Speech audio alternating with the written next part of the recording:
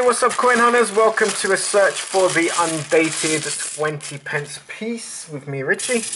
Right, as always, we're gonna separate them out first, and then we will have a look and see what we can find when it comes to the undated 50 pence, 20 pence piece. So we are going to be separating out anything that has this portrait on as well, because we're going to be looking for the uncirculated. So I'm uncirculated 20 pence piece as well. So that is a 1986. 20 pence we'll be looking for in a separate video. But yeah, there is lots and lots of goodies that we can find in 20 pences. We might get lucky and find something from Jersey or Guernsey as well. We might get something from Gibraltar, I want to say, and other islands as well. Well, I know Gibraltar isn't an island, but you guys know what I mean. But yeah, that's what we're going to be looking for. So these three go over there. That one goes in the returns bag. I've got another one to go over there, and that one goes there. You see, that's the plan. It's just to do that, and then let me just check these portraits. That one goes there, that one goes there. Right. So we got a nice little bundle here of Shield 20 pences that we are going to search through, and hopefully we're going to find one that doesn't have a pesky number on. Because that's what we're looking for. And we have been through so many, guys. I check every single one. It's like even when it comes to my change, I actually save anything 20 pence and below. I have a money box. Now it's getting pretty full up on my top shelf. And yeah, I save like any 1p's, 2p's, 5s, 10s and 20s in there. And once it gets like almost full, I'll take it to the bank and put it in the machine. So bag number one didn't give us anything, but that's alright because we've got a few more bags to look through. But yeah, that's what I do. Anything that's smaller than 20p I put into a money box. I do put it in my son's savings account, and we have a joke that it's actually a noodle fund for when he goes to uni. So it's just funny how he will go along with it, like, yeah, that's my noodle fund. And I tell him, like, when because I went to college for a bit but never went to uni, and he really wants to go to university, so I'm saving up for it so he doesn't have to take as many loans as what my wife did. We've spent like years paying it off, and he can just chill and relax. But yeah, so that's the plan when it comes to that anyway. And yeah, so this is like just like a little bit extra that I put in there, and it builds up, guys. It really does build up the amount of coins that you save. And I was thinking about doing, there's an app where you can like round off. So when you use a debit card, you round off to like the next pound or something. I was thinking of that, and then I thought, but I want to use my change. I want to pay in cash, man. I'm paying hard cash. So yeah, I'm doing it this way instead.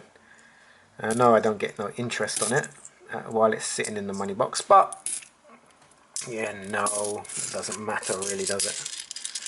What's the interest these days anyway? You're like a couple of grand a year now for £1,000,000. So I think one of my bank accounts, I looked at the interest rate, and then I looked at what interest I got, and then I thought, for the amount of money that's in there, what really is the point of these, you know? Because it's just weird. You know, they try and entice you with these high interest rates, and then all of a sudden they cut it. They did that with my son's bank account as well. He had a really good interest rate on his account, and then all of a sudden,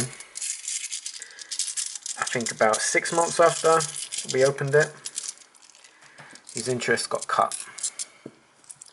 So yeah, I think that was on his actual trust fund.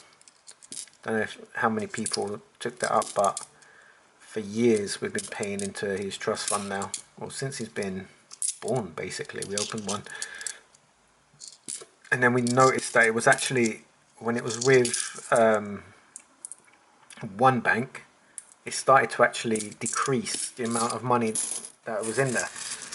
We checked it, and I know it's they do it where you like stocks and shares and stuff, but the speed it was decreasing, I think in a year it lost over £1,000. So we changed it, and all of a sudden it's going back up. So yeah, so it always depends on what bank you get. It would be just good if it was just a bog standard account. But the thing is, like, when he was just after he was born, I went to, what bank was it? The Co-op, and I asked, like, can I open a trust fund for my son, like an ISA account, and everything was going smoothly, and then they refused me to open a savings account, which was odd. I don't understand why they would refuse someone to open a savings account, considering I've always, I think, apart from 6 months of my life, I have always worked like practically full-time from the age of 17, and yeah, it was just weird how that happened.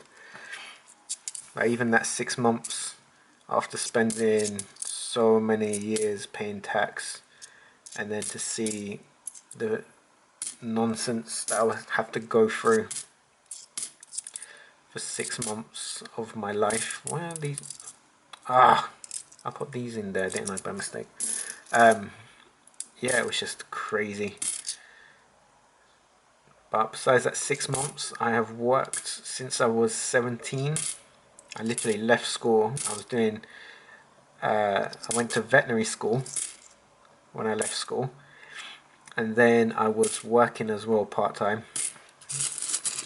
And then slowly, it was weird, the job I was doing, I was getting more and more hours, and the money was quite decent for my age. So I ended up quitting vet school and spending about a quarter of my life working in that place. Right, so we didn't get anything really in this video except a pile of returns. So guys, thank you very, very much for taking the time to watch this video. I do appreciate it, and I'll see you in the next one. So take care, guys, and happy coin hunting. Goodbye.